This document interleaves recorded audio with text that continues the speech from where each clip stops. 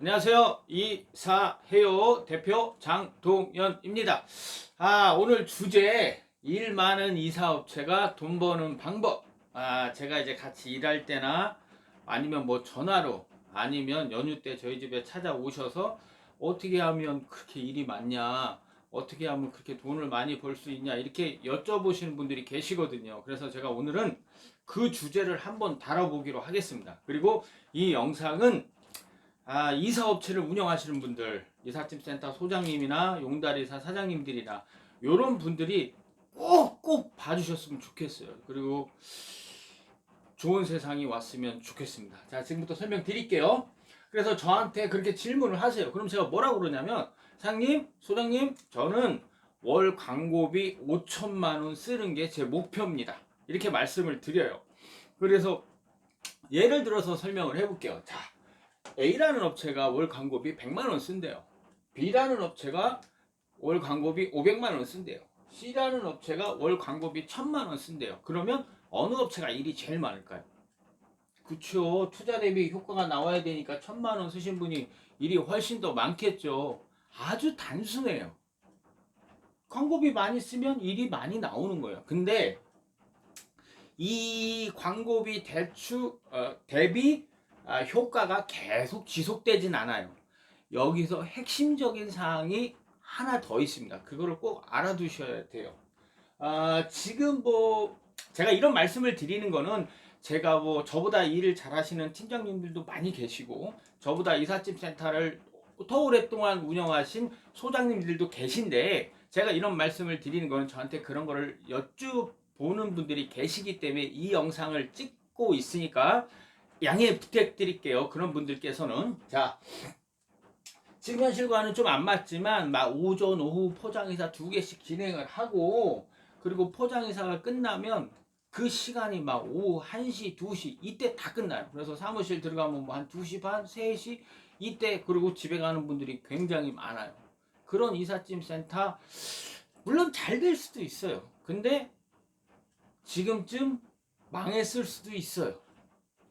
왜 그러냐면 제가 들어가서 일을 하면 똑같은 인원으로 일을 해도 4시, 5시에 일이 끝나서 집에 오면 6시가 되는데 그분들은 1시, 2시에 끝나서 집에 가면 3시예요.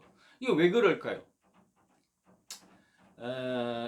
고객님이 원하시는 기대하고 있는 그런 이사를 하기 위해서는 시간이 걸릴 수밖에 없어요. 무언가를 하나라도 더 해드리다 보면 자꾸 시간이 길어질 수밖에 없어요. 일선에 계신 우리 이삿짐 센터 소장님들도 다 알고 계시죠.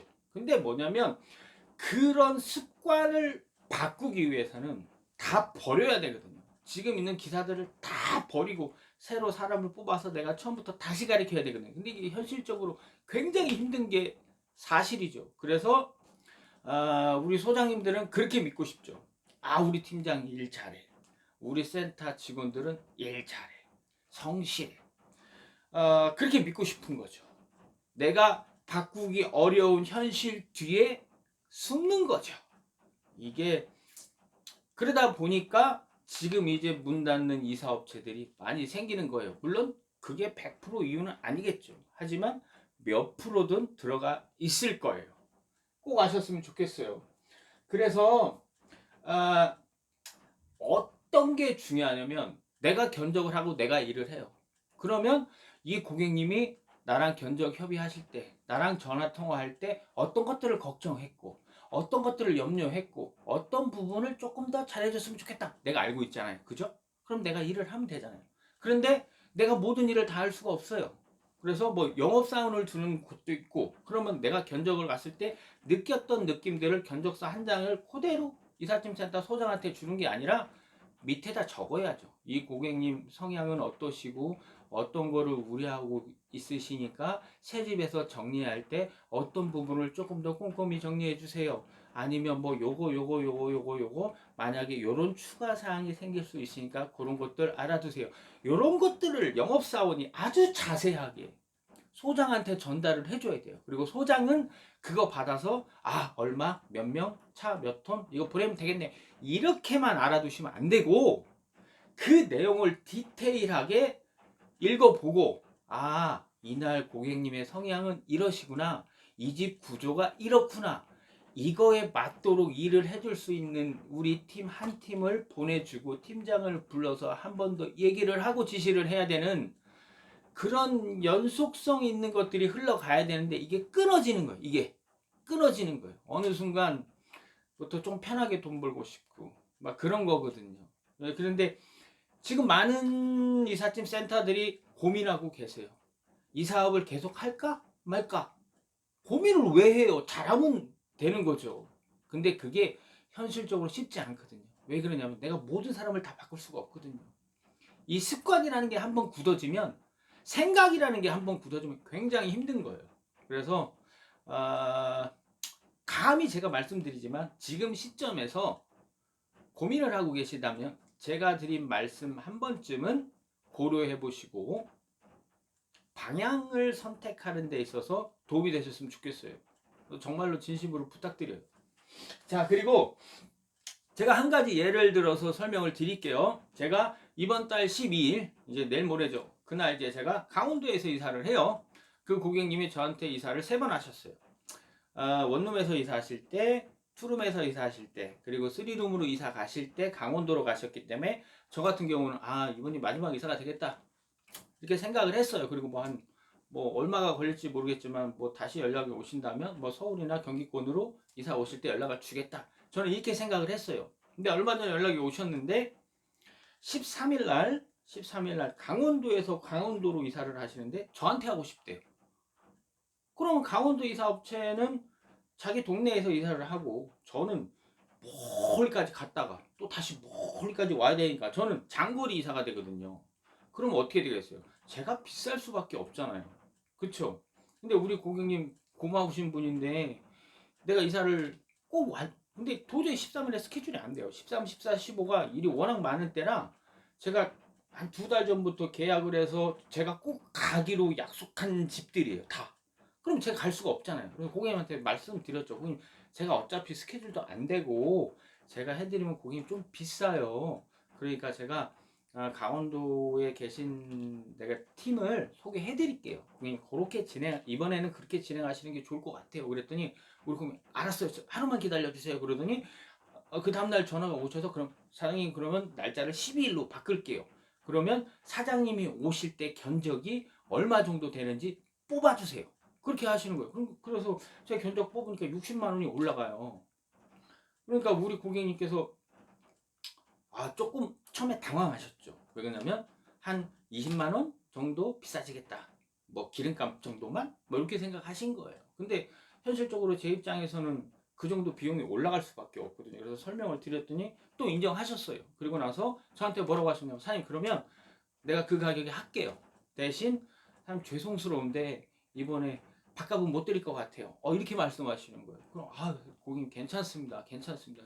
오늘 전화 오셨어요. 오늘 전화 사장님 그건 얘기가 아닌 것 같아요. 내가 많이는 못 드리고 조금 밥값 진짜 밥값만 내가 드릴게요. 이렇게 연락이 오셨어요. 너무너무 감사하잖아요. 저를 다시 불러주는 것도 감사하는데 제 입장을 다 고려해 주시고 그리고 뭐 그렇게까지 해주시니까 감사하잖아요. 그게 뭐예요? 이 고객님하고 저하고 사이에는 신뢰가 바탕이 돼 있는 거예요. 왜 그러냐면 지난 세 번의 이사를 했는데 지난 3번 다 고객님이 만족하셨던 거예요. 그 중에 한 번이라도 불만족스러운 이사가 있었다면 이 고객님 저한테 연락 안 하시겠죠. 왜 그래요? 이삿짐 센터 세고 셌어요. 망하고 망해도 또 생기고 또 생기고 또 생기고 하는 게 불법 이삿짐 센터잖아요. 용달 이사고. 그쵸? 왜 저한테 전화를 하겠어요? 그래도 말과 행동이 일치된 것 같다. 응? 내가 이런 거 걱정했었는데 이런 부분을 저 사장님이 잘해주려고 노력하는구나. 뭐 100점짜리 이사는 아니더라도 90점 이상은 받았겠죠. 그래서 저한테 연락이 오는 거예요. 그럼 어떻게 되는 거예요? 월 광고비 1,000만 원 계속 이 사람 내요. 예? 계속 내요. 이 사람이 계속 일 많을 수도 있어요. 근데 이 사람은 고객을 일회용으로 보고 오늘 얼마? 오늘 얼마밖에 못 벌었네. 오늘 얼마? 이것만 생각하는 이삿짐 센터는 망할 수도 있어요. 근데 제가 방금 말씀드린 그런 식으로 이사를 했던 분들은 광고비를 500만 원으로 줄여도 1,000만 원 지불하는 사람보다 2천만 원 지불하는 사람보다 일이 더 많을 수 있어요. 돈을 더 많이 벌 수 있어요.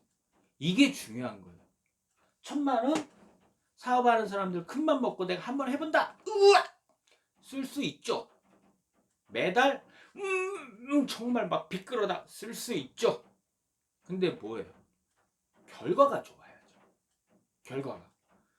돈만 있으면 일은 많아져요. 근데 돈만 많이 쓴다고 해서 일이 많아지는 게 아니에요. 정말 핵심 중에 핵심이에요. 물론 누구나 다 알고 있죠. 다 알고 있는데 안 하죠. 왜냐? 어려운 현실주의에 내가 자꾸 숨으니까. 그러시면 안 돼요. 우리 소장님들 한 번쯤은 꼭 생각하셨으면 좋겠어요. 그리고 이 영상 많이 보셨으면 좋겠어요. 그래야 좋은 이사 문화가 정착이 되고 허가업체가 대우를 받고 어려운 일 하는 사람들이 인정을 받는 세상이 올 거예요. 제가 국민청원이었죠. 지난 정권에는. 이번에는 국민제안이었어요. 그래서 제가 그런 문화를 좀 만들기 위해서 건의를 했어요. 이삿짐 센터나 용달이사 뭐 이런 부분에 대해서 건의를 했는데 정말 실망스러운 답변이 왔어요. 접수하는 데만 1개월이 넘게 걸렸고 답변이 왔는데 뭐냐면 지자체 어디 갔어? 지자체와 협의하세요. 이렇게 답변이 왔어요. 지자체랑 뭘 어떻게 협의하라는 거지? 나는 지난번에 제가 국민청원에 넣었을 때는 국토부 담당자가 전화가 와서 저한테 이런 설명을 해주고 또 요런 절차를 겪으셔야 된다고 준비하셔야 된다고 그때 설명도 해주고 얘기했거든요. 그래서 이번에도 난 당연히 전화가 오겠다 생각하고 이런 것들을 생각해두고 또 의견을 제시해보고 담당자분하고 이렇게 의견을 서로 교류하면 어떤 좋은 어떤 새로운 정책들이 나올 수 있지 않을까 이렇게 생각했어요. 근데 전혀 관심이 없어요.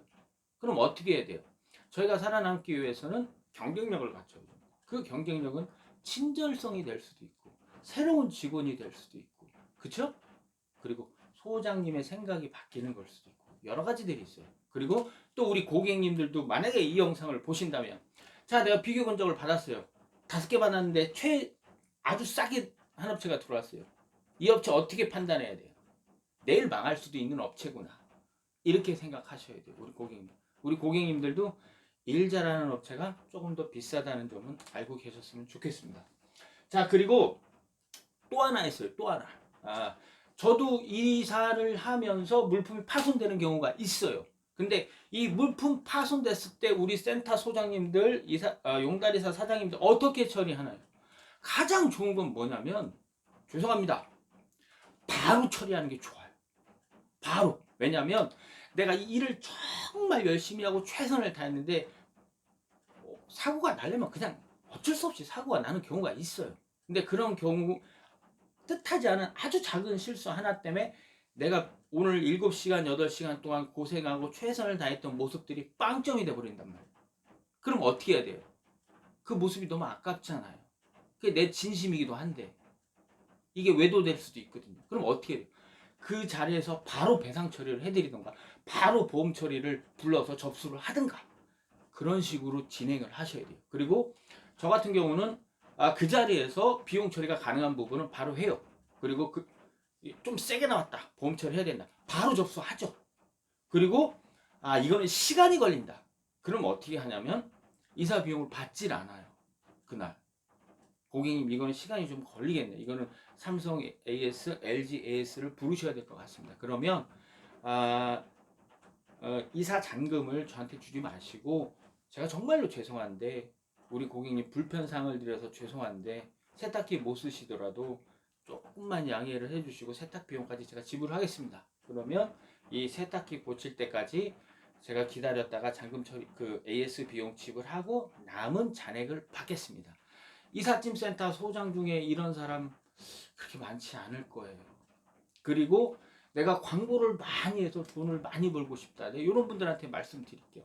저처럼 유튜브 채널 하나 운영하면 일이 많아지고 돈을 많이 벌 수 있을 것 같아요. 블로그 하나 운영하면 저처럼 일이 많아지고 물론 저보다 더 많은 분들 많으세요. 죄송합니다. 그런 뜻은 아니에요. 블로그 하나 한다고 해서 갑자기 빵 하고 잘 될까요? 절대 그렇지 않아요. 저 한때 블로그 5개 했어요. 우리나라 이삿짐센터 소장, 용달이사 사장님들 중에 블로그 5개 직접 자기가 운영한 분 있을까요? 저는 없다고 봐요. 그거 하나 운영하는 게 정말로 정말로 힘들거든요. 전 해봤으니까 아는 거예요. 그러니까 우리 센터 소장님들, 용달이사 사장님들 오늘 제가 말씀드린 것들 한 번쯤은 꼭 생각해 보셨으면 좋겠고, 우리 소장님들, 사장님들 사업의 방향성에 조금이라도 도움이 됐으면 좋겠습니다. 그리고 그렇게 해주실 때 더불어 잘 살 수 있을 것 같습니다. 감사합니다.